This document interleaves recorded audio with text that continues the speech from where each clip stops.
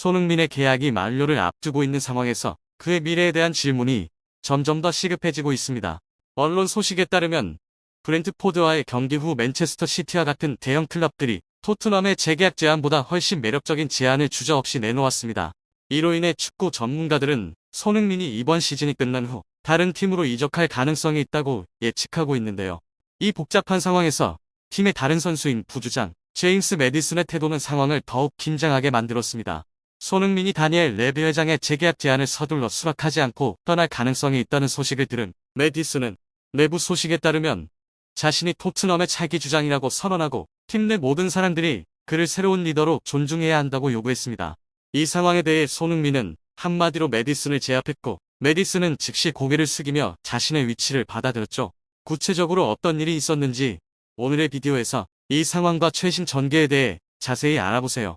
최근 영국 대표팀의 경기 분석 과정에서 손흥민의 이름이 여러 차례 언급되었습니다. 특히 제임스 매디슨의 경기력과 관련된 맥락에서 말입니다.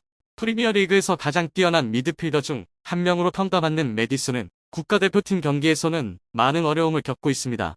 이로 인해 축구계와 팬들 사이에서 많은 논란이 발생했습니다. 제임스 매디슨은 토트넘에서 인상적인 시즌을 보냈으며 그 결과로 영국 대표팀에 소집되었는데요. 그러나 매디슨이 국가대표팀에서 토트넘에서의 뛰어난 경기력을 재현할 것이라는 팬들의 기대는 충족되지 않았습니다. 영국 대표팀에서의 매디슨의 경기력은 인상적이지 못했고 그는 국제무대에서 자신의 실력을 발휘하는 데 많은 어려움을 겪었습니다. 매디슨의 영국 대표팀에서의 부진에 대한 주요 이유 중 하나로 손흥민의 지원 부족이 제시되었습니다. 토트넘에서 경기할 때 손흥민은 매디슨이 빛날 수 있도록 중요한 역할을 했습니다. 손흥민의 유연한 움직임과 상대 수비진의 주의를 끄는 능력은 매디슨에게 공간과 기회를 제공했는데요. 이러한 조합은 매디슨이 자신의 잠재력을 최대한 발휘할 수 있게 했을 뿐만 아니라 토트넘의 성공에 기여했습니다. 그러나 국가대표팀에서 매디슨은 동료로부터 같은 지원을 받지 못했고 이는 그가 자신의 능력을 발휘하지 못하게 했습니다. 매디슨의 경기력에 대한 논란은 그가 카지노에 있는 모습이 공개되면서 정점에 달했습니다. 많은 사람들은 매디슨이 국가대표팀 경기에 집중하지 못하고 있다고 비판했습니다. 이로 인해 그가 국제무대에서 경기할 수 있는 능력에 대한 의구심이 더욱 커졌죠. 전문가들 역시 매디슨의 국가대표팀 경기력에 대해 냉정한 평가를 내렸습니다. 많은 축구 분석가들은 매디슨이 손흥민과 같은 동료들의 지원 없이는 토트넘에서와 같은 뛰어난 경기력을 보여줄 수 없다고 주장했습니다. 그들은 매디슨이 빛나기 위해서는 토트넘과 같은 환경에서 손흥민과 같은 선수들의 지원을 받아야만 한다고 말했습니다.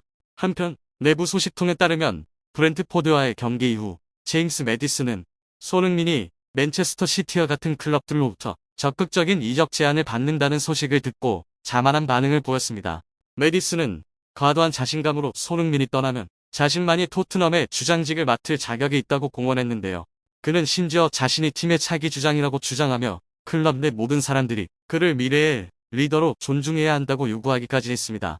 매디슨의 이러한 발언은 팀 내에서 큰 반발을 불러일으켰습니다. 그의 행동은 동료 선수들뿐만 아니라 팀의 단합과 상호 존중을 중시하는 클럽 경영진에게도 모욕감을 주었습니다. 팀에 합류한 지 얼마 되지 않은 선수로서 매디슨의 태도는 무례하고 선을 넘은 것으로 여겨졌습니다. 매디슨의 받아들일 수 없는 태도에 대해 토트넘의 현 주장 손흥민은 팀의 규율과 안정성을 지키기 위해 나서야 했죠.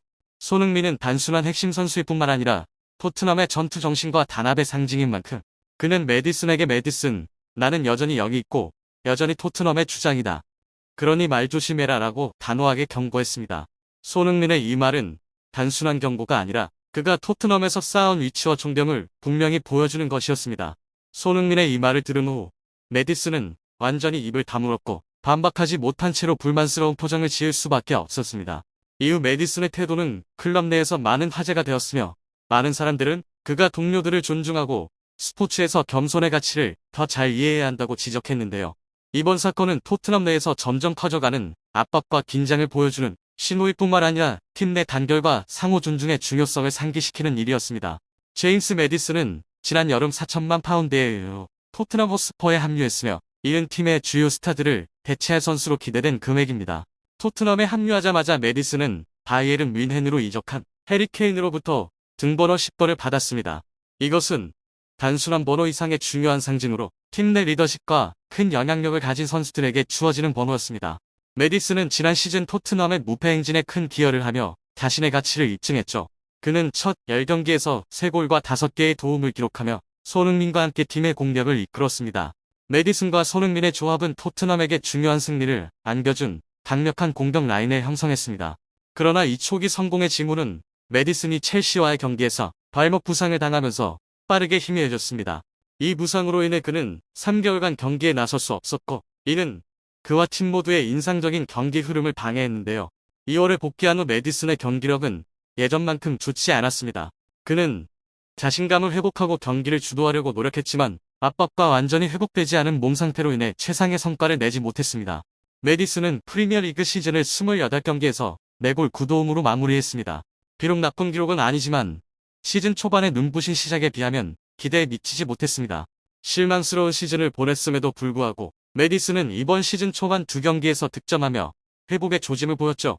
그가 최근 경기에서 기여한 점은 비판과 의심을 어느 정도 완화시켰습니다. 그러나 여전히 메디슨의 경기 태도에 대한 엇갈린 의견이 존재합니다.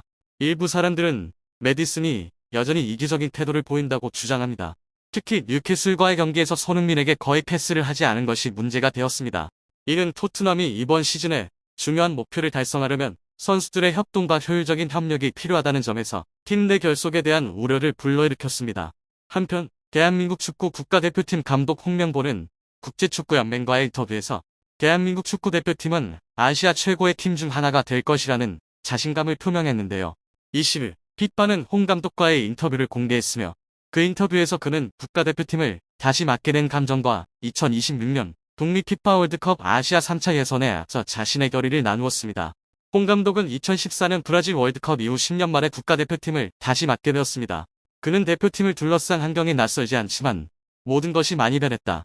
이제 새로운 선수단과 코칭 스태프와 함께 새로운 도전을 시작하게 되었다고 말했습니다. 카리스마 스타일의 감독으로 알려진 홍 감독은 한국의 문화적 단결을 강조하는 특징을 가지고 있습니다. 그는 자신의 철학을 축구계는 빠르게 변화하고 있지만 중요한 것은 그 변화를 따라가는 것뿐만 아니라 우리만의 축구 철학을 확립하고 유지하는 것이라고 표현했습니다.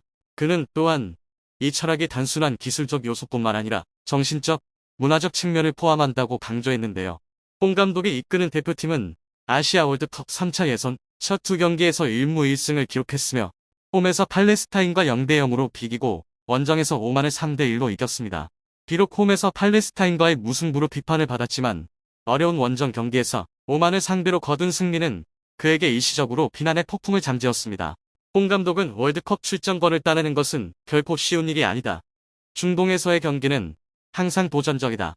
그러나 우리는 아시아 최고의 팀 중 하나가 될 것이라는 믿음을 가지고 있다고 말했습니다. 현재 대한민국은 손흥민, 김민재, 이강인, 황인범과 같은 주요 선수들이 유럽 최고의 리그에서 활약하는 역대 최강의 스쿼드를 보유하고 있습니다. 홍 감독은 자신의 선수들에 대한 자부심을 드러내며 우리 선수들은 아시아에서만 우위를 점하고 있는 것이 아니라 전 세계적으로도 충분히 경쟁력을 가지고 있다고 말했죠. 그는 또한 작은 문제에 집중하기보다는 한국 축구의 독특한 문화에 기반한 최상의 환경에서 선수들을 준비시키겠다고 강조했습니다. 대한민국 대표팀은 10월에 요르단과 이라크와의 경기를 통해 월드컵 3차 예선 여정을 이어갈 예정입니다.